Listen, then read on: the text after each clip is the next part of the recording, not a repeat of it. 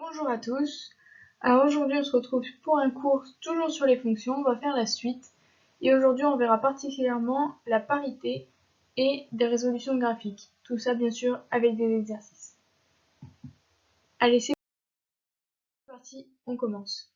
Alors la parité des fonctions, on va dire qu'une fonction f est paire quand pour tout x, f de moins x sera égal à f de x.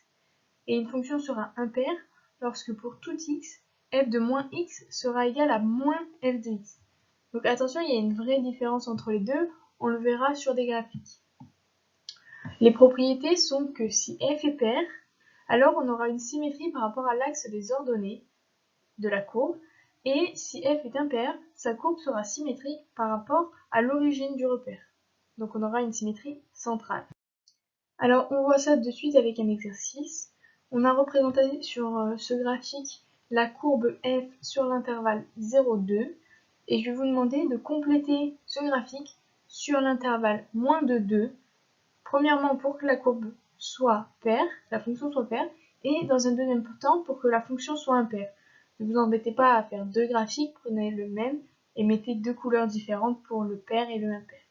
Je vous laisse faire l'exercice, mettez sur pause et revenez tout de suite après pour la correction. Alors, on passe aux solutions.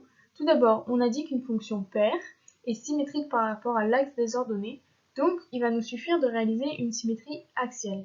Alors que pour la fonction impaire, on va tracer le symétrique par rapport au centre du repère, donc une symétrie centrale. Donc là, je vous ai mis la solution. La courbe verte, c'est la courbe qu'on avait au départ. La courbe bleue, on remarque que c'est une symétrie axiale. Donc, la courbe bleue représente une fonction paire. Et en fait, ce qui est une fonction paire, c'est l'ensemble de la courbe bleue plus la courbe verte. Alors que du coup, vous avez bien compris, en fonction impaire, on aura la courbe rouge ou rose. Et là, on voit qu'on a une symétrie centrale. Donc, l'ensemble de la courbe rose plus verte est une fonction impaire. Maintenant, on va passer aux résolutions graphiques d'équations de type f de x égale k.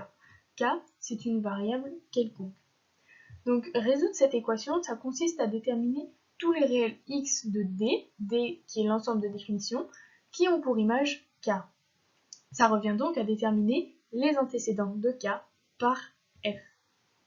La propriété, graphiquement, les solutions de f de x égale k sont les abscisses de tous les points de CF, donc de la courbe représentative de la fonction f, ayant pour ordonnée k. Petite remarque, surtout pour les notations, les solutions vont être écrites entre crochets, et quand il n'y a pas de solution, donc on parle d'ensemble vide, ça sera un 0 barré. On regarde avec un exemple, donc on considère cette représentation graphique de la fonction f sur un ensemble de définition moins de 1. Donc il y a plusieurs points qui sont représentés. Par exemple, on va prendre l'équation f de x égale moins 1,5. Donc on se place sur l'axe des ordonnées à moins 1,5 et on voit que ça n'admet pas de solution. Si on trace une grande droite d'équation f de x égale moins 1,5, on ne coupera à aucun moment la droite.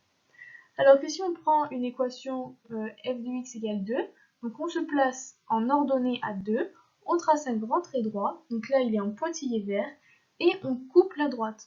On descend sur l'axe des abscisses et on lit x environ 0,7. Donc ici on a une unique solution. Pareil pour l'équation f de x égale moins 1. On se place à moins 1 sur l'axe des ordonnées, on trace un trait vertical et on remarque qu'on coupe une seule fois la courbe. On lit le point sur l'axe des abscisses et on trouve moins 1. Un autre cas, l'équation f de x égale moins 0,5. Comme d'habitude, en ordonnée, on se place à moins 0,5, on trace une droite, mais on la trace entièrement, parce qu'ici on voit qu'on va avoir deux solutions. La droite en pointillé orange va couper deux fois la courbe représentative de la fonction f. Approximativement, on va lire les coordonnées. Donc là, en abscisse, on va trouver à peu près moins 1,7 et à peu près moins 0,3. Donc maintenant, je vais vous laisser faire l'exercice. On reprend la même fonction, donc avec la même courbe. Cette fois, je vous dis que cette fonction peut s'écrire x au carré plus 2x. Alors, essayez de résoudre graphiquement f de x égale moins 1, puis f de x égale 0, et f de x égale 2, et ensuite vérifiez les solutions par le calcul. Faites pause, essayez, et revenez quand vous avez cherché. Alors, pour la solution, pour résoudre graphiquement les équations, on fait comme tout à l'heure. Pour f de x égale moins 1, on se place à moins 1 sur l'axe des ordonnées, on trace un trait et on lit le point sur l'axe des abscisses. Donc graphiquement, f de x égale moins 1 pour un x égale à moins 1. Ensuite, f de x égale 0. Là, la droite va couper deux fois. On est même exactement sur l'axe des abscisses. Donc on aura x égale moins 2 et x égale 0. Les deux solutions sont possibles.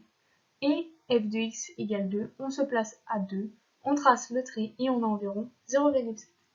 Maintenant, comment faire pour vérifier les équations et les solutions par le calcul? On va prendre la fonction f de x égale x au carré plus 2x et on va remplacer. Donc, on a trouvé graphiquement que f de x égale moins 1 pour x égale moins 1. On vérifie si x égale moins 1 est la bonne solution, donc on remplace dans l'équation. Et on trouve bien moins 1. Alors c'est parfait. On fait la même chose pour le suivant. F de moins 2, puisque c'est une des solutions qu'on a trouvées, ça nous donne bien f égale 0. Donc, c'est une solution correcte. F de 0 égale 0 au carré plus 2 plus 0, ça nous donne aussi 0. Toutes ces équations sont bonnes. Pour la dernière, f de x égale 2, x égale 0,7, on fait la même chose. Je ne vous l'ai pas écrit, mais 0,7 au carré plus 2 fois 0,7, et on regarde si ça nous donne 2 ou pas. Maintenant, deuxième petite question, comment peut-on, sans recours à la courbe, retrouver les solutions pour f de x égale 0? Alors la méthode est la suivante. Pour trouver les solutions, il faut résoudre l'équation f de x égale k. Ici, k égale 0, puisqu'on cherche les solutions pour f de x égale 0. Et cela donne le nombre exact et aussi le nombre de valeurs. Donc on résout cette équation. Je vous laisse un petit peu de temps pour chercher et revenez ensuite pour la correction. Alors la correction maintenant, on résout f de x égale 0. Ce qui veut dire x au carré plus 2x égale 0. On prend la formulation et on fait égal k. Là, on peut factoriser par x. Il faut penser à cette factorisation, ça va être très important. X facteur de x plus 2 égale 0. Donc, on a les solutions x égale 0 ou x plus 2 égale 0. Chacun des facteurs, au moins un des facteurs, va être égal à 0. Donc les solutions de cette équation vont être moins 2 et 0. Et c'est ce qu'on avait déterminé tout à l'heure par la courbe. Mais dans de certains exercices, vous n'aurez pas la courbe. Il faudra procéder comme ça. Donc le cours est fini. La prochaine vidéo sera sur les notions de variation, toujours des fonctions, la variation des fonctions. N'hésitez pas, si vous a plu, à vous abonner, à partager autour de vous. Comme je commence, ça me serait vraiment très utile. Si vous avez des questions, n'hésitez pas non plus en commentaire, j'y répondrai dès que possible. J'espère que ça vous a aidé. À bientôt!